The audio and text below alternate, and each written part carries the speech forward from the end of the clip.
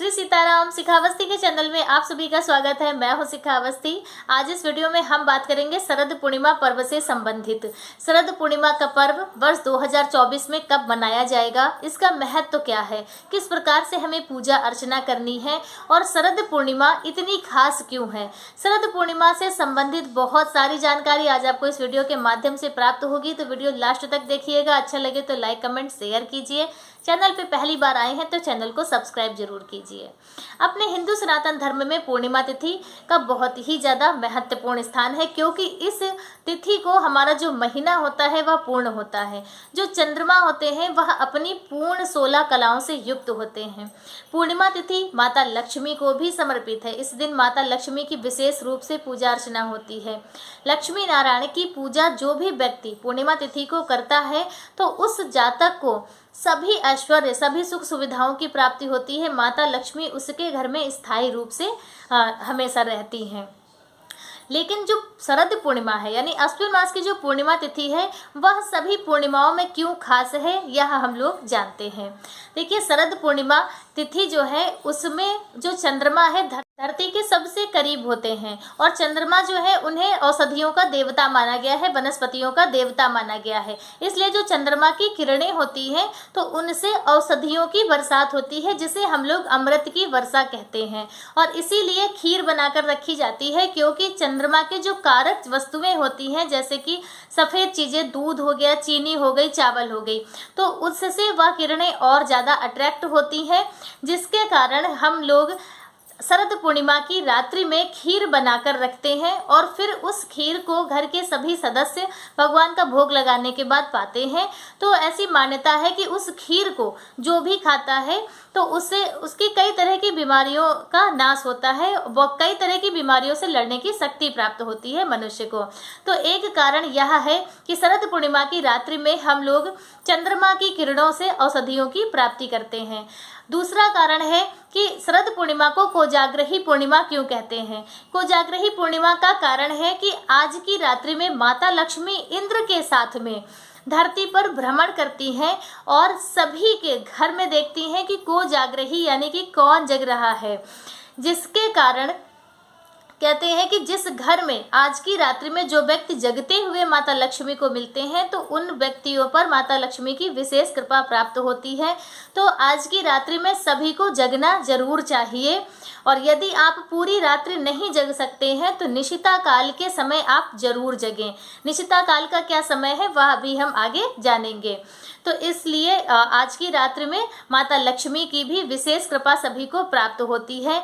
शरद पूर्णिमा की रात्रि में ही भगवान श्री कृष्ण ने गोपियों के साथ में महारास की लीला रची थी और अपने अधरों से बांसुरी बजाकर भगवान ने अधरामृत की वर्षा की थी। तो जो शरद पूर्णिमा की रात्रि है वह हमारे भगवान सभी देवी देवताओं के आशीर्वाद की बरसात है। आज की तिथि पर, आज की जो शरद पूर्णिमा की तिथि है उस रात्रि में स्वयं सभी देवी देवता धरती पर आकर हम सभी की मनोकामनाएं पूरी करते हैं, हम सभी को आशीर्वाद देते हैं। बस क्या है कि हम लोगों को भी अपने भगवान के लिए, अपने लिए कुछ खास उपाय करने होंगे, कुछ कार्य करने होंगे, जिससे भगवान की पूर्ण कृपा हम सभी को प्राप्त हो। तो चलिए पहले हम लोग यह जान लेते हैं कि शरद पूर्णिमा का पर्व हमें किस दिन मनाना है। देखिए, पूर्णिमा तिथि की शुरुआत 16 अक्टूबर दिन बुधवार की रात्रि में 8:41 से हो रही है और 17 अक्टूबर को पूर्णिमा तिथि समाप्त होगी। पूर्णिमा तिथि में रात्रि का महत्व है, तो रात्रि में चंद्रमा का होना आवश्यक है।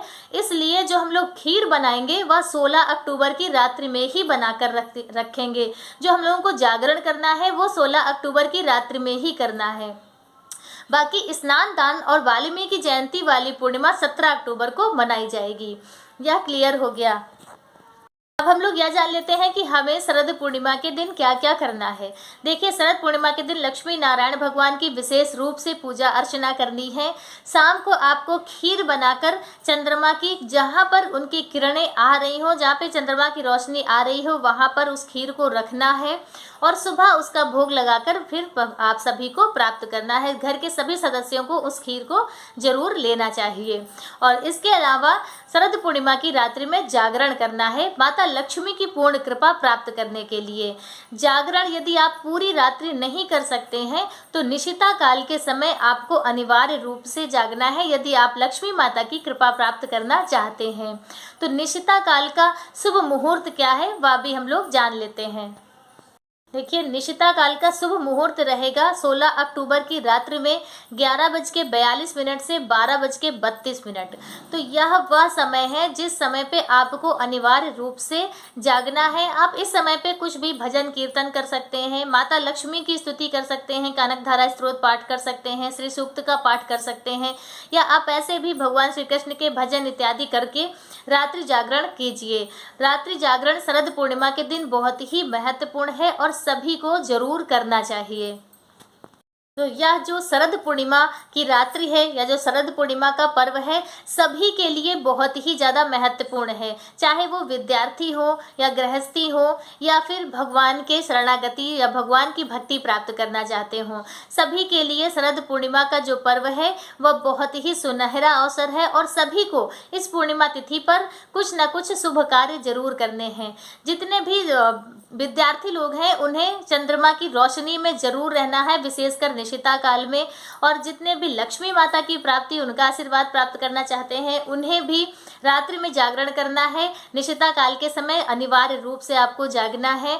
और जितने भी भगवान की भक्ति प्राप्त करना चाहते हैं तो उन्हें भगवान श्री हरि नारायण का भजन कीर्तन करते हुए, उनका ध्यान करते हुए भगवान की जो महारास लीला का वर्णन है या गोपी गीत का पाठ इत्यादि आप उस रात्रि में जरूर करें। बहुत ही ज़्यादा पुण्य फल को प्राप्त होगी, बहुत ही ज़्यादा फलदायी भी है।